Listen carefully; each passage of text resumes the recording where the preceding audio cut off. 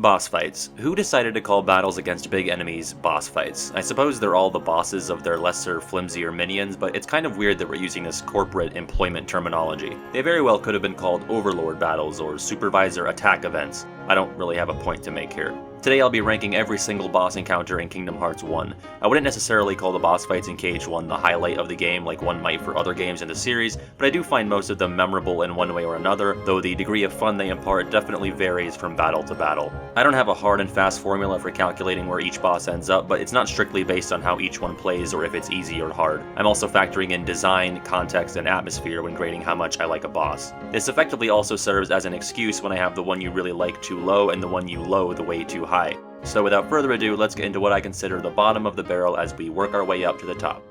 When I sat down to make this list, I thought, there really aren't any bad Cage 1 bosses. I mean, at absolute worst, some of them are maybe Genie Jafar, right? This shouldn't even really count as a boss. It's like a glorified event, like something in Cage 2 where it's not a boss battle per se, you just have to do something because the bar at the top left is telling you to and there's hectic music playing. This is hit a bird while a top-heavy inflatable tube man flicks boogers and shoots spitballs at you. And if there's one thing I hate in video games, it's waiting. I hate waiting for the status effect to wear off, I hate waiting for the floating platform to come back around so I can hop on, and I hate waiting for this goddamn bird or the goddamn blocks to be in the right position so I can speed this along. I put the pat in impatient. This fight is boring, uneventful, and is derived from source material where the villain turns into a big-ass snake. I mean, contextually it makes sense to just go for the lamp since that's the key to defeating a genie, but that doesn't make it fun. Maybe if Jafar attacked more than once per geological period, we'd be discussing this battle a little later, but as it stands, it's a pretty easy number last. Ha! See, nowadays you get like 2 Disney bosses per game. You get Davy Jones and the Titans. Don't get greedy. Mother Gothel and Randall are notoriously difficult to work with, and Hans got Me Too'd, so they had to try their best to edit out as much of him as possible. But back in the day, when I was growing up, Disney loved it when you beat the shit out of their intellectual property. You want to slap the shark from The Little Mermaid? Go for it. Kill Ursula's eels while you're there. Annihilate Gilbert Gottfried Bird once he's back in your reach. We were gonna let you wail on Mr. Smee, but we ran out of development time. But really anything from Disney could be a boss back in Cage 1, but maybe they didn't always need to be. Lock, Shock, and Barrel epitomize this feeling for me. Set in a room that makes the seaside shack feel spacious, this is a claustrophobia-inducing clusterfuck of an encounter with seemingly no rhyme or reason to it. The trio of third-grade dropouts are all too short to reliably engage in combat with, and there just isn't enough room in the evil playroom, which would be at the top of a list if we were ranking each Cage 1 room by kinkiness. Stay tuned for that video. Rock Titan is only this high because I think the developers have to know that it's a joke, right? Like, there's no way anybody playtested this in its final state and had even a modicum of trouble with it on any difficulty. In fact, I'm going to reveal something terrible about myself right now. I have played through the entirety of Cage 1, Hades Cup included, with one hand. It was sometime after my level 1 guide, in fact. I thought, well, I need some other pointless self-imposed challenge to give myself an excuse to play through this again, so that's what I did. And to be honest, it wasn't even challenging, just annoying, and that is at best what Rock Titan is. Rock Titan, who I assume any amputee with a passing familiarity with video games could reliably defeat. If I didn't think the developers were in on the joke of Rock Titan's lumbering pointlessness, he'd be last, but I like to think of him as essentially a reward for persevering through 49 battles, some of which may have actually proven to be a challenge. You know how in Cage 2, in the Barbossa fight, Barbossa is joined by the Illuminator Heartless? In the Trickmaster fight in Cage 1, Trickmaster is joined by the Table. However, in an interesting reverse, the Table is by far the more threatening of the pair. Once you master jumping onto the table, it all gets easier from there. I've never died to Trickmaster on a normal playthrough, a level 1, or even one-handed. I'll let you in on another horrible secret though. I came up with this little thing called the My Friends Are My Power run. Essentially, one person has the controller and is blindfolded, while another person gives verbal directions. Sam and I have attempted the My Friends Are My Power run, and Trickmaster has been our first true roadblock. So basically, in order to lose to Trickmaster, I have to shut my eyes while Sam yells, "Left, left, 2 notches to the left," in my ear. Honestly, I'd recommend it. I do have a bit of a soft spot for Trickmaster since we share the same body type, but beyond that, he's an underwhelming generic heartless boss and a pretty dull finale for your likely first Disney World. Also, I vastly prefer his look in original Cage 1. He's themed much better with the red and black. In Final Mix, he looks like a Jolly Rancher Waking Nightmare, which I think is the final boss of Dream Drop Distance. I've died many times to Opposite Armor. Just kidding, I've done the opposite of that. Opposite Armor sucks. The fight with the Heartless on the Gizmo Shop roof to clear the way to the Red Trinity is harder than the fight with Opposite Armor because there's actually stakes to that battle. You might fall off the roof. The best and most interesting thing about Opposite Armor is that you can run away from and avoid fighting him. I guess you could say that Opposite Armor serves as like a benchmark to show how much stronger the party has gotten throughout the first act of the game, since it's a little remix of the first fight you had together, but the game kind of undermines shines itself because it lets you body regular guard armor for a few seconds before this big transformation in which guard armor turns into a comparatively much less threatening version of itself. He just can't pull off enough moves in quick enough succession to be any real danger to you even on Proud or level 1. He acts like his big chest cannon attack is like the desperation move to end all desperation moves, but he telegraphs it for half an hour and you can just sidestep out of the way or get behind any of the various structures in the 2nd district for cover. But small points for using a pretty unconventional environment for the battle. Pot Centipede is just kind of forgettable and boring. I guess the idea of a bunch of smaller Heartless coming together to form something more powerful is cool, like a trailblazer for the Demon Tide, but somehow a big conglomerate of the weakest Heartless in the series is much more threatening and intimidating than the Pot Centipede. I just have trouble getting excited over a bunch of clay jars with legs forming a Megazord of pottery. I do like how it makes its way through the street levels of Agrabah and destroys the barriers between rooms, which creates a limited time opportunity to freely move between all the different areas. Also, Jasmine can be heard yelling throughout the entire fight, and I never really got that. Like, she falls into one of the pots, but you can destroy all of the pots as far as I'm aware, so where is she? And how does she just disappear to the Cave of Wonders after the battle? It's also the only unique Heartless boss in the game that doesn't even have a cutscene showing its defeat. The game just kind of skips over it to move the plot along. Even the game it's in doesn't really have much to say about it. What a wet fart of an occasion it is to fight Hercules. Like, I want to give the game points for doing something sort of unique with how he's usually invulnerable, but it's just so silly that throwing a flimsy wooden barrel at him can break him out of his godlike state. Like, you mean to tell me that hitting him with a magic key sword that slices through darkness like butter does nothing, but throwing Phil's leftover props from the little time trial thing can turn a demigod into like a regular guy from your high school football team at best? The fight itself is fine, but the game really builds up Hercules as being a challenge, and yet I think the only Colosseum-based boss fight less difficult than him is the aforementioned Rock Titan. After defeating him for the first time, Hercules says that he wasn't even holding back, which is really quite depressing. Here's our question of the day. Would you rather be like Achilles and have your weakness be your heel, or be like Hercules and have your weakness be wooden barrels? Okay, I mean, honestly, probably the barrels, because if you keep it a secret, you're pretty much set, but my point stands. Talk to Zeus, take some steroids, do whatever you've got to do, then meet me back down here for a real fight. Speaking of underwhelming, it's the Behemoth. On one hand, I guess it would have been a bit cruel to make the Behemoth a considerably difficult boss after the notoriously tough dragon, and especially Riku Ansem right before it, but on the other, this is basically just Rock Titan on 4 legs. I still think the design is pretty cool, even the Guy Fieri one in the Colosseum, and its sheer size is definitely intimidating on the first playthrough, but you'll quickly come to realize that he doesn't pose too much of a threat. Behemoths also tend to just feel like a chore. The boss fight is less so about testing your combat deftness and more about testing your patience, and as we've established, that is not my forte. Entirely too much HP, entirely too much time spent running away from him while his horn is all powered up. He just needs a few more attacks for me to take him seriously. I think even the game realized that Behemoth was no big deal, since it just starts throwing them around willy-nilly after you seal Hollow Bastion.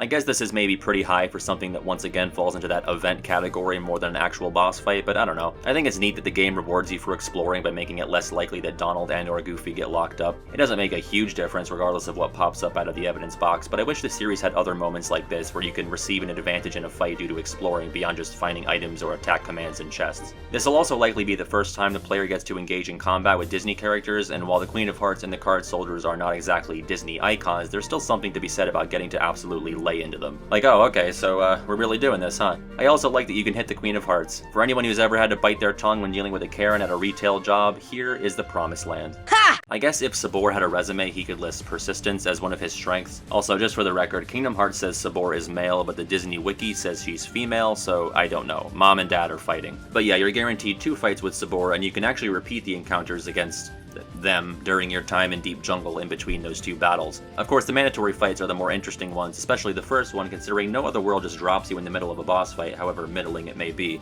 I mean, as a kid, I was definitely spooked by being trapped in a treehouse with a leopard that killed Tarzan's parents. The final Sabor fight has a neat mechanic where he jumps into the bamboo and reappears somewhere else, although it's entirely possible to kill Sabor before he can ever do that, plus the suspense is kind of taken out by your lock-on just tracking wherever he goes, so meh.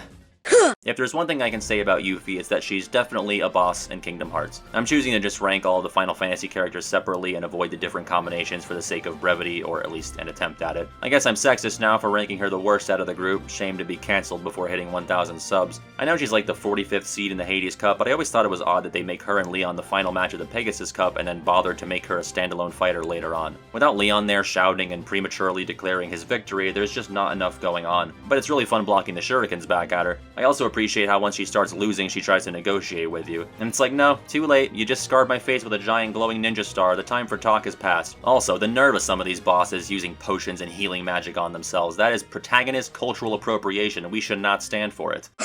Oh, Jafar, he studied in the regular path school of talking shit and then running away before physical retaliation can occur. Jafar is this high up because it did always feel like a milestone battle, especially when I was younger. It was the first fight against someone in Maleficent's inner circle, and even putting that aside, Jafar is an iconic Disney bad guy. Like, no shade to Clayton or the Queen of Hearts, but I doubt they're anyone's favorite Disney villains. I'd believe someone who cites Jafar as their favorite, even though he's a floaty weakling. The Lamp Chamber is a cool boss arena, and the magic spells Jafar uses are cool. I just wish he used them more often and also didn't fly to the other side of the room after getting hit like 4 times. The added touch of Genie flying around and purposefully throwing weak punches is also like legitimately funny. It's not like there are a ton of combat related moments in contention for funniest in the series, so at least there's that. I guess Mike Wazowski as a bowling ball is up there too. Also, Jafar is saying some completely wild shit if you listen closely. I think the Rosetta Stone for Jafar's magic spells is what's inside the black box. I am reluctant to say that the Cave of Wonders is the best of the 4 boss fights in Agrabah, but here we are, I guess. It's a real game of mediocre inches between the cave and Jafar. Not unlike the Pot Centipede, there's not a lot of fanfare given to the encounter with the cave. You literally show up, it pops out of the sand, the game calls it a tiger head, and then when you beat it up, you're just left standing there like it was a bad trip, which, I mean, it kind of is. This fight can be frustrating, but it's probably the most mechanically interesting out of the Agrabah bosses, between the minions flinging themselves at you and having to stay on top of the cave's nose. The best way to tackle this fight is to alternate between the eyes so that they go down around the same time, but if you don't do that, the fight gets a bit more chaotic if you take out one eye before the other. The fight essentially boils down to blinding a sentient cave, potentially getting knocked off by bandits, and then waiting for the cave to motorboat the sand to get back on, but, I mean, at least you're getting to do something.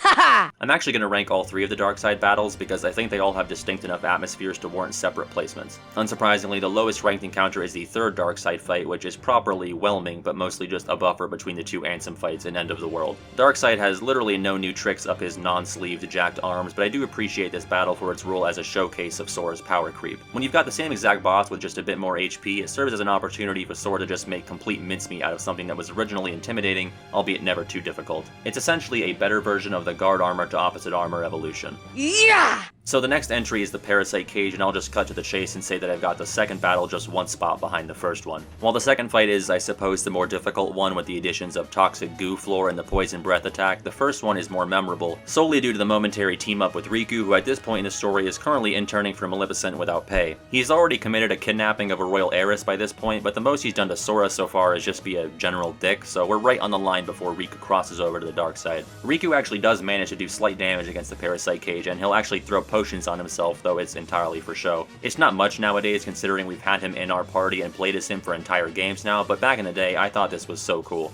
As for the cage itself, I like the design in both color palettes, but it's definitely limited and not all that intimidating when it's confined to the center of the room and can't always reach you. But conceptually it's one of my favorite Heartless ideas. It just feels natural for there to be a big leech of a Heartless that lives inside Monstro. Like, it just makes sense for there to be a type of Heartless that evolves and synergizes with the environment it's in. Monstro must have had a hell of a tummy ache that day. There's just shit flying in and out of his mouth and all sorts of chaos and teenage angst happening in its stomach.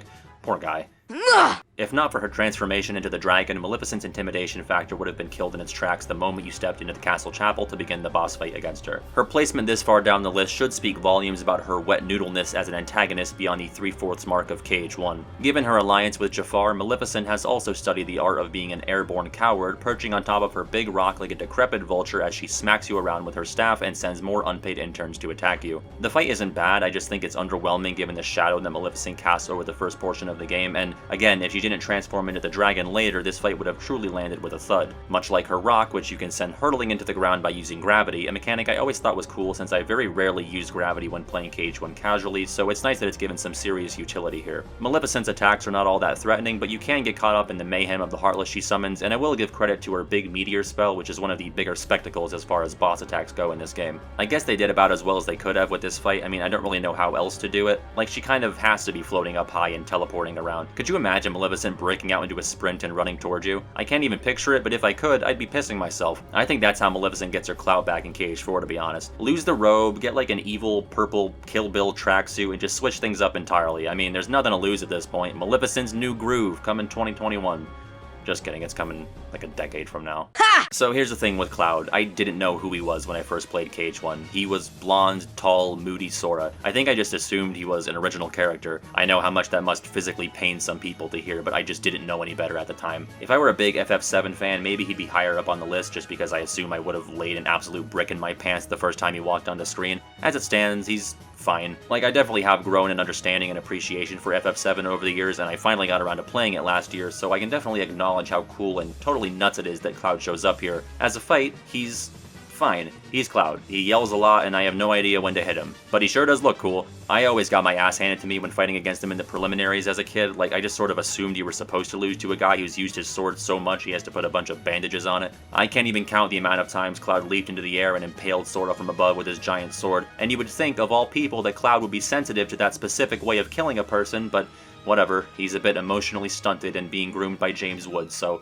I'll give him a pass here. Ha! For what I have ranked as my least favorite of the combat-focused worlds in Cage 1, Atlantica does at least make the most out of its boss fights, at least in my opinion. The first Ursula fight, while nothing to write home about, is just hectic and tense enough to land a spot nearly halfway through the list. Again, it's mechanically different from just wailing on a single target, and while it can sometimes be frustrating, I appreciate when we have to employ some different strategies, however minor, to take down the boss. Ursula is basically fought in chunks of evasion and offense, and the game rewards you if you weren't mashing through that King Triton dialogue bubble where he tells you that Ursula's cauldron is the source of her power. Admittedly, I thought until fairly recently that the color of the cauldron was dictating what magic spell you were supposed to use on it, but this is actually only an indicator for what Ursula is about to do. So that being said, you should totally just spam fire on it. All the while, these Cory Burton eels are trying to slap you in the gills, so you've got to be constantly moving around as you lob magic at the cauldron. Or if you run out of MP, you can turn your attention on Flotsam and Jetsam and bludgeon them for some quick MP regeneration. Aside from the spells from her cauldron, Ursula pretty much just spins around, but given that the space is rather contained and you're probably still getting used to underwater controls, it's definitely an oh shit get out of the way moment when she starts whirling around like Ariel just signed her soul away for a date with Prince Blandman, now with sea salt.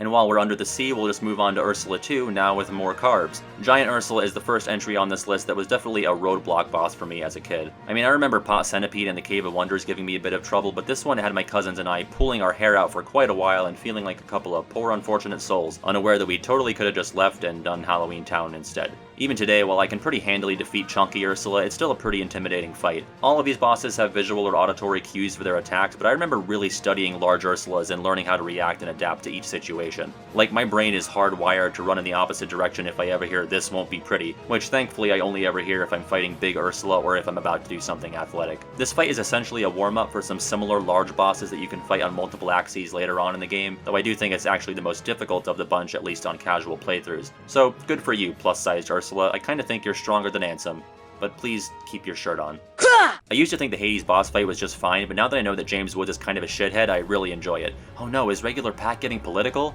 Yeah, maybe. I don't know. Whatever. I get that the Rock Titan is huge, so that's why they made him the last seed, but the Hades Cup is, you know, named after Hades, and the guy at least puts up a fight, so I never got why they didn't just make him the final seed here. Like, you might actually die to him. I mean, it's still nothing stupidly difficult, but Hades has a decent arsenal of attacks, and both his battle quotes and his tendency to fly into his rage mode really showcase the character's personality. I also really like blocking his big fireball attack at him. That's like the most satisfying parry opportunity in the game. Also, is there a single move in the game more deadly to Donald and Goofy than Hades' big rotisserie wall of fire move? I mean, they're like flies drawn to a bug zapper when this move starts up. I also like to think that Hades was like a corrupt fight promoter and just gets dunked on by the semi-sentient Heartless off screen after you beat him. It's weird that he'll likely be the last Disney villain to fall unless you skipped over Atlantica or Halloween Town, and it's especially weird that he's guaranteed to go after Maleficent, but he has a harder boss fight than her standard form, so I guess it's fair. And coming in at just about the halfway mark is Anti-Sora. If I were like a truly awful YouTube personality, this would be the part of the video where we would break for a poorly acted live-action segment that only the imaginatively bankrupt creator would find worthwhile, in which my alter ego Darkpat shows up to take over the next few portions of the video. Darkpat is just me with a black shirt and a fake pistol, and he also likes Cage 2 more than one. Thankfully, I am just one notch above that level of YouTube content creation, but only barely. Anti-Sora is kind of like that claustrophobic feeling of Lock, Shock, and Barrel, but done right. There's a bit more space, and for the most part, only one actual target. And when it does break into three, it's not like they're zipping around the room without rhyme or reason, and thankfully disappear after being hit. Conceptually, there's nothing all that new or exciting about a dark version of a video game protagonist. We've literally been doing that since the 80s, but Anti-Sora's stay is mercifully short and thus doesn't have the chance to grow boring or stale. It is legitimately kind of creepy looking, especially in the cutscenes when Riku creates it and when it's defeated. Anti-Sora was another fight that gave me trouble as a kid, especially when it would sink into the floor and then uppercut me right in the asshole. That's no way to die. I feel like Oogie's manner this high up is probably pretty contentious, but I don't know, I just think it's neat. I'm one of those sick fucks who likes platforming in KH1, so a boss fight that also serves as like a big dangerous obstacle course is right up my alley. Like, I already love the area when you're just scaling it to get to the top, but now it's trying to kill us. It's like the best of both worlds. I won't pretend that I don't see how it can be frustrating, but more often than not, you're going to be punished by falling to the bottom of the area rather than dying unless you're playing on level 1, in which case this fight can be a real bastard. But it's overall just a fun shake-up for a boss fight, and another one where I really feel like the underdog, which I always prefer over fights where I'm just curb stomping the competition. Clayton in the Stealth Sneak was the roadblock boss for me as a kid. We would just throw ourselves at this boss for hours growing up, and mind you, this was before the luxury of scene skipping. I know for most people the notorious trigger words are lead me into everlasting darkness, but for me it was always not Clayton. Despite the trauma this fight imparted on me, I really like how Clayton and Stealth Sneak work in tandem and how they can be separated and fought individually before eventually rejoining. Clayton is the first Kingdom Hearts antagonist to just bring a gun to a sword fight, but you can ask both him and Zigbar how that went for them. Even now, there's still something comical about man with actual gun being a boss fight, even if he is accompanied by demon monkeys and roided out chameleon. Like, hey Clayton, what's your strategy for defeating Sora? We've tried everything. Have you considered shooting him in the fucking face? I also really like the cliff as the site for the battle. There's different opportunities for cover and things to jump on, which I always find more interesting and better for replay value than a flat arena. Plus there's like destructible terrain, very ahead of its time.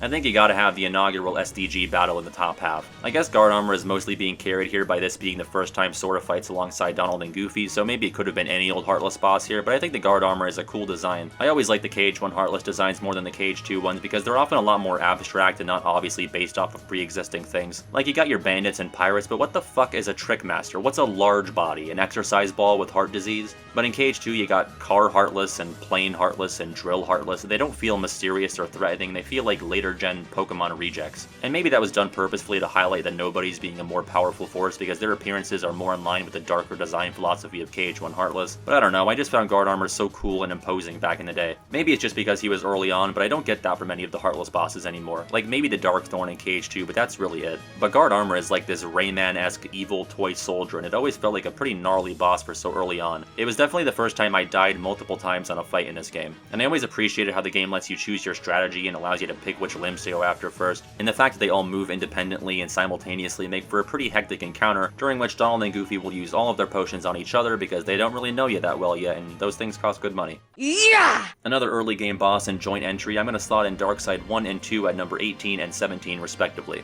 The first one was always going to be high up just for the hell of a first impression it makes. I've talked before about how KH1 often defies expectations of what you might think it is, but the first appearance of Darkside in Sora's Dream was definitely when my younger self realized this was no Goofy's Funhouse for the Sony PlayStation 1. Sure, you can't actually die to him and he just kinda hangs out until you kill him, but he's still putting in more work than Rock Titan. And plus, I had just never seen anything like Darkside, and I still haven't, frankly. The crazy bedhead, the big-ass hole in his chest, the torpy little wings that I assume are just for show, though I would love to be proven otherwise. Like, Jesus, what a beast. I know we literally just talked about the Anti-Sora, but Darkside was always like the closest thing Sora had to a Heartless rival, even if it's not really the same one he's fighting each time. It does, after all, originally come from his shadow because of a light-dark symbolism thing or something. But the real showstopper in the trio of Darkside battles is the second one fought during the Destiny Islands Apocalypse. It's nearly identical to the first fight, except Darkside uses a new move where he makes evil plasma balls rain down on you, but none of these Darkside fights are as high as they are because they're like fought at a breakneck pace and really test your combat skills. They're all up here for their atmosphere, and the second fight is one of the most memorable ones in the game. I mean, it takes place on a floating island suspended hundreds of feet in the air during a rainstorm while the world is literally ending. We were gathering logs like 10 minutes ago, and this looks like total endgame shit now. I just thought this was so cool as a kid. I think it's so cool as a 20-something. It's gonna be so cool forever, long after I'm a voiceless collection of stardust in the final world. In an inverse of endgame looking shit that happens on Destiny Islands, we have endgame shit happening on what looks like Destiny Islands. The first fight against Ansem in the flesh is, again, not entirely difficult. Ansem is pretty much just toying with you during this first round, and you've got Donald and Goofy as meat shields and summons at your disposal. But again, it's not really about the fight itself here, it's about the fact that you're fighting the big bad back on the island where it all began. Kinda. The first time you squared off against the Seeker of Darkness was always going to be high up, and while it may not be too challenging, it's just so visually disconcerting. It's the opening act for an onslaught of bosses in KH1's Point of No Return before Ansem just tears the place in half so you can fight on his terms, but we'll get to that later. Ha! It's crazy to think that I have memories of the original commercial for Kingdom Hearts 1 that aired back in the fall of 2002 when I was 6 years old, but I very much do. I mean, there's no way that thing doesn't make a terrifyingly strong impression on a developing mind. It's just flashing colors and Disney and J-pop blaring at you through the TV speakers. The ad moves at a mile a minute, but I distinctly remember the close-up shot of Cerberus really standing out to me. I think I had seen Hercules fairly recently at that point, and I was just in awe that this big three-headed dog was going to be in this wacky game as what looked like a boss fight. I mean, it's hard to tell from the split second you see of him, but I doubted he would be a friendly NPC that you could purchase camping sets from. Darkside was visually imposing, and guard armor was not as big but a little tougher, but Cerberus was like a deadly combination of those two factors. This mud is tromping around, shooting fireballs and vomiting cursed chocolate syrup, and you are little more than a walking milk bone to him. I just remember thinking, Jesus, it is way too early in the game for this. Also, he stepped on Cloud Strife. The formality and decorum of the prelims being tossed out for this fight really drove home the point that this was serious business. The stands are open for you to use to your advantage, and if you've got summons already, you can go ahead and use those now, because suddenly the honor in fighting fair doesn't matter as much when we're looking at millions of drachma in property damage. There's a lot of things I think KH1 has still done the best when compared to every other game in the series, and one of those things to this day is scale. Whether we're talking story stakes, physical or figurative world building, or boss fights, KH1 always made everything feel appropriately scaled, and Cerberus is the poster child or poster puppy for that. In KH2, he belongs in an SPCA commercial, but back in 2002 he was in his prime, and I both respected and feared him.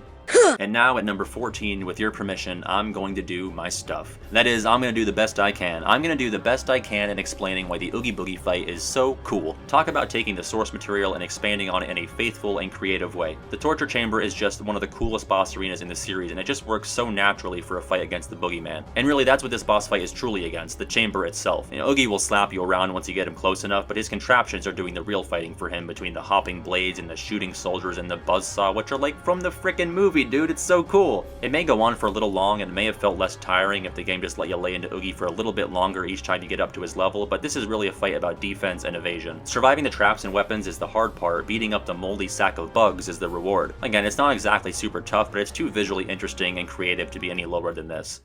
Maybe this is too high for what it is, but I don't care. The Leon fight is so cursed. It's so spooky. The whole sequence just completely rattled my small, frail child bones. It still kind of rattles my equally frail adult bones. The first district is sacred. It is a sanctuary. It's warm and safe, and to see it defiled by those little creepy shadow vermin, but also a manager at Hot Topic, is so chilling. It's just wrong. Sure, you don't need to win, and maybe it's canon that you lose, I really don't know. But the first time Sora faces off against a Final Fantasy character who isn't wielding a ball, jump rope, or flimsy pole is definitely a memorable occasion. I also appreciate that Leon is just like totally unimpressed and has zero urgency in this battle, as opposed to the player who's likely losing their shit either from fangirling over Squall from FF8 or being a child and being terrified of this strange man. He just kind of waltzes around and he doesn't even use both of his hands. It's just a total lack of respect. At most he'll do a little floaty jump to close some distance, but you're like barely even registering as a household chore on Leon's radar right now. Also, longtime viewers know that I love that you can jump up on the roof and hide from him.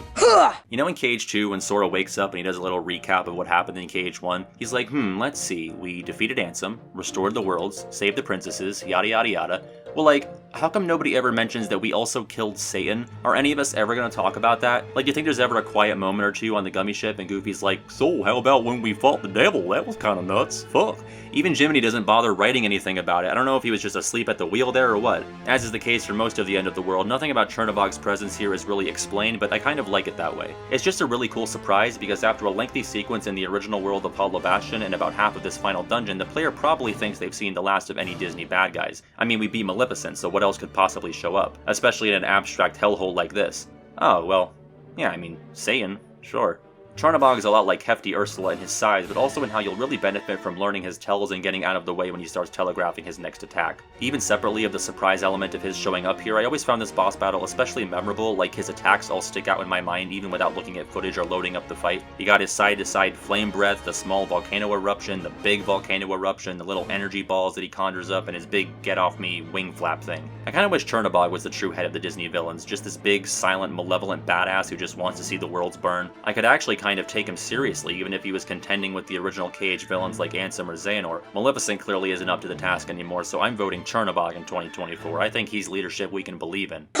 My Friends Are My Power is an iconic scene, so it only makes sense for the battle that follows to be pretty high up on this list. While it's not as flashy or fun to play as the Riku rematch later on in the world, the first Riku fight in Hollow Bastion is almost as memorable. I mean, Riku has been gradually evolving into more more and more of a shithead over the game's runtime, but in the preceding cutscene, he was literally shooting to kill. So it's cathartic to whack him around a little. This one's for Jasmine, this one's for Pinocchio, this one's for falling off the zipline during the race. I wonder if Sora and Riku ever talk about this. Like, hey, remember when you tried to kill me and Donald and Goofy? And Riku's like, yeah, I'm sorry about the whole possession thing, but I've worked really hard to rid myself of Ansem's influence. And Sora's like, no. Like before that, in the entrance hall, not the grand hall. You were just normal Riku, and you were definitely trying to kill us. You tried to shoot me with a dark fireball, and you were swinging a very real sword at us. I mean, did we ever even get a sorry for that? I think once all this quadratum business is sorted out, the boys need to sit down and have a frank discussion just for the sake of closure. I love a good boss fight where the player and the opponent are in the same weight class, and I think the best example of that with a Disney boss is Captain Hook. Never mind the fact that you just clutched out the power of flight to avoid certain death, Hook is just a no bullshit sword fight on a pirate ship. No chameleons, no floating rocks, no roulette wheels, no cell phones, just a couple of people living in the moment. At absolute minimum, the only gimmicks here are the battleship heartless that keep spawning, but they're a fun addition, and they make it so you can't just fly away like a coward without having to contend with anything else. But boy is it fun flying away like a coward. You're better off planting your feet and fighting Hook fair and square on the deck, but it's a really difficult temptation to fight off after you're finally capable of the ability you've been teased with for the entire world and the entire game if you've looked at the back of the box.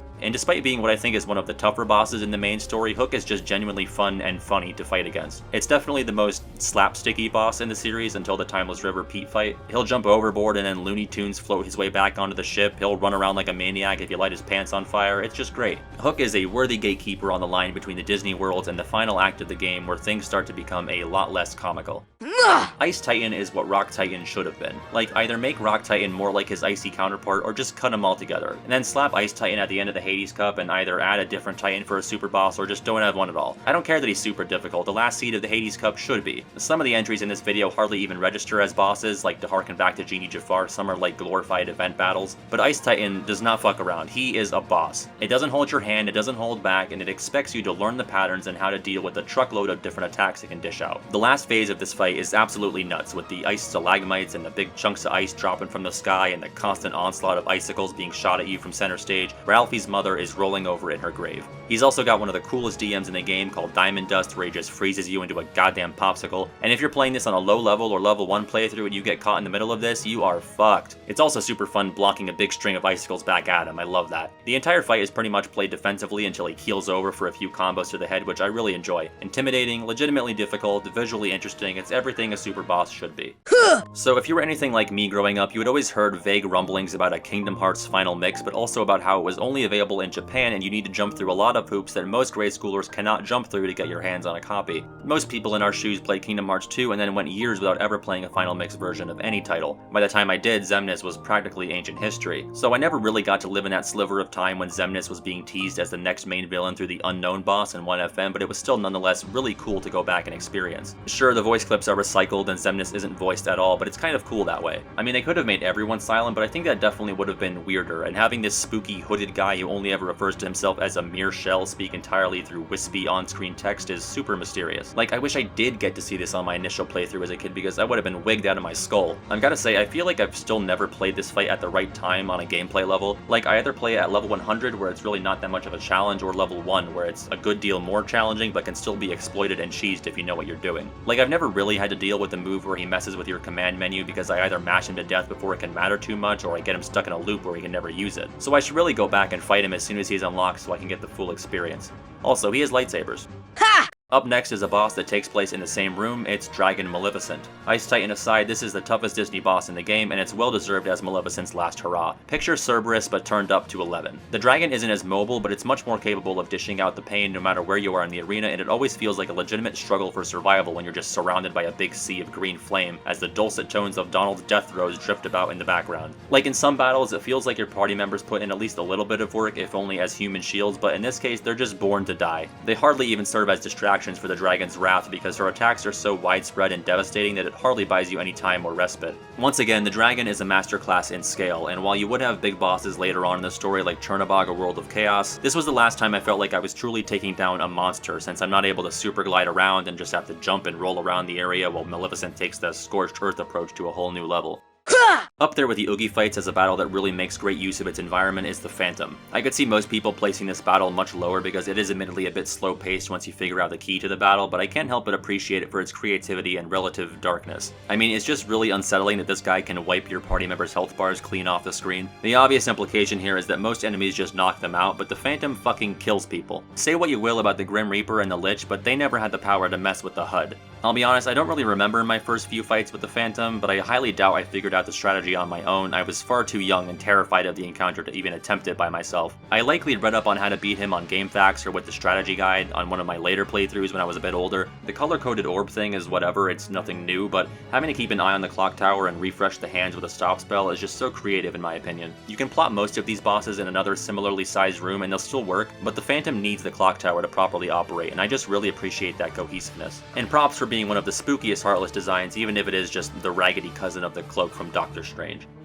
My number 5 boss in KH1 is named after a guy from New York who won a contest. Maybe Kurt Zisa is too high given that it's just a rando Heartless boss, but I think it requires a lot of strategizing and especially improvising if you go into the fight blind. Kurt Zisa always felt like the most RPG-ish fight in the game, like it feels like it was pulled from a turn-based Final Fantasy game and then just made into a real-time battle. The best comparison I can think of with my admittedly limited Final Fantasy experience is Unalesca, or maybe like the big Al-Bhed machine on Lake Macalania from Final Fantasy X. It's just a fight that asks you to understand the mechanics of the game and how you need to play when you're limited to half of your arsenal if you want to survive. Kurt Zisa starts off by casting a curse on you, which locks you out of MP usage unless you summon right as the fight begins, which is frankly very cheesy, but I've done it before and I'll do it again. This is mostly scary because it locks you out of curing and you can only carry so many items into a fight, and now this desert monstrosity is flinging itself at you and trying to cut you open with his oversized kopeshes. The only way to break free from the curse is to destroy those 2 orbs he's carrying, which are conveniently placed very near to those oversized kopeshes. The other major phase of the battle is essentially the opposite, in which your physical attacks are useless and the only way you can make any progress is by spamming magic at Kurt's big spherical shield. I just think it's a fun boss to learn about and get familiar with. I like battles with these types of easily distinguishable phases that require you to switch up your strategy pretty dramatically if you want to make it through in one piece.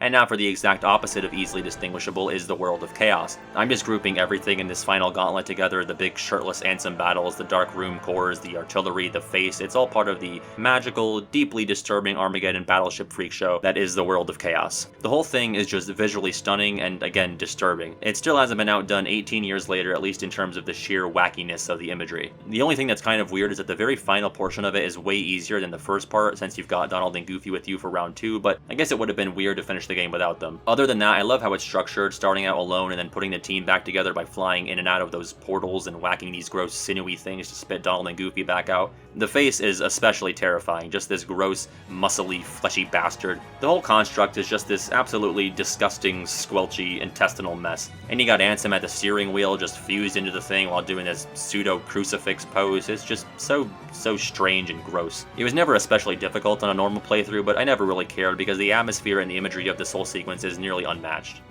Sephiroth is in Smash Bros, and that's nuts. Like, of course I thought to film myself when it ended up being Steve, and then a reveal that's at least tangentially related to Kingdom Hearts completely went under my radar somehow. But anyway, everything I said about Cloud fittingly applies to Sephiroth in terms of general first impressions. I could tell from looking at him that he was a bad guy, but if you didn't sing a song in an animated 90s Disney movie, I was not familiar with your body of villainous work. But for someone who was not introduced to Sephiroth through FF7, this is a pretty decent second best option, even despite the questionable choice of having him be voiced by NSYNC member Lance Bass. This is the only boss in the game which, appropriately enough, filled me with genuine despair. When I would run into a hard boss, I'd definitely get frustrated, but I always felt fairly confident that I'd get through it eventually. But when Sephiroth, like, 1 or 2 shots me on my first attempt after selecting those question marks in the Colosseum lobby, I was like, oh shit, this might be above my pay grade. I distinctly remember talking to a friend in grade school and we would report to each other on how many hits we managed to get on Sephiroth before he just totally eviscerated us, and this count never exceeded the single digits. It was just utterly demoralizing. I don't think I ever beat him or even saw anything past his first phase until the remix came out, and the implication that Sephiroth isn't even going all out in either this fight or the rematch in Cage 2 is truly disturbing. He's creating flame pillars, doing octa slashes, and summoning meteors, and yet when the battle's over he just, dusts himself off like, hey, that was fun. I don't think anyone would argue that this is by far the hardest fight in Cage 1 and the ultimate test of your combat skills that you've cultivated throughout the game, and it pushes you well beyond the level of skill you need to defeat any of the storyline bosses. But I just have 2 of those storyline bosses outranking him as my overall favorites in the game. Ansem 2 is so fun. For my money, it's the hardest fight in the End of the World, and I kinda wish it was the true final battle, but I understand that they wanted to go bigger with the World of Chaos. Still, like I said before, I really like those fights where the boss is the same weight class as Sora, and this is just the truest, most equal footing one-on-one battle between the series' first protagonist and antagonist, and it's just so goddamn cool. A lot like Leon, Ansem just exudes this confidence and complete control over his abilities, and he's usually just floating around with his arms crossed, maybe taking a moment to charge at you or pull off this extravagant light show of a desperation move. But it's also effortless. Even when he's just hanging out a few feet away, I'm like, what are you up to, you sick son of a bitch? He's just floating there. Menacingly. The way he has the Guardian do most of the fighting for him is also really cool, especially when he sicks him onto you and you have to be careful of when you press the X button until he goes away. That's like a genuinely nerve-wracking component of the fight. Ansem has his tells and cues just like all of the other bosses, but I find that his require you to act a lot quicker, and even if you know what's coming, you still might find yourself getting caught in an attack because you just weren't able to move fast enough. So it's a real test of your abilities, and as the last fight that takes place on solid ground, it's a more than worthy finale for the game's traditional swordplay combat. This is it! But I think it's no surprise that the Riku Ansem fight in Hollow Bastion was always going to be up here at the top. This is the one that I'm sure sent a generation of children into tantrums and launched 1,000 PS2 controllers. Not to mention, some of us know more about this cutscene than we do about ourselves. I'm willing to say that this is still the most iconic boss fight in the series. It's etched into the Kingdom Hearts pantheon, up there with the 1000 Heartless battle and the final Xehanort fight in Cage 3. Not only is it the first time we're engaging with the true antagonist in combat, it also serves as a callback to the duel with Riku on Destiny Island and how you would retaliate after taking a certain amount of hits. I love the gradual creep and challenge that this fight undergoes as you get further in, going from basic swordplay to some flashier, powered-up attacks and culminating with the terrifying Dark Aura Desperation move. Or at least it was terrifying until you figure you can pretty much just hug this wall to stay safe, but I digress. It's a good thing Kairi's lifeless body must have just rolled off the platform so nobody stepped on her during the fight. That was really convenient. It's also just a super cool environment, what with the big gaping keyhole leaking out this weird dark rainbow energy. Above all, this fight, as hard as it may have been back in the day, never felt cheap. Even if I got frustrated, I knew I just had to learn the fight and hone my reaction time to get better at it, and goddamn was it one of the most satisfying wins when I finally pulled it off. And I got to relive that satisfaction when attempting the fight much later on in life at level 1. Regardless of which way you slice it, this boss is always a winner, both in sheer fun, atmosphere, and story stakes. And thank God for scene skipping.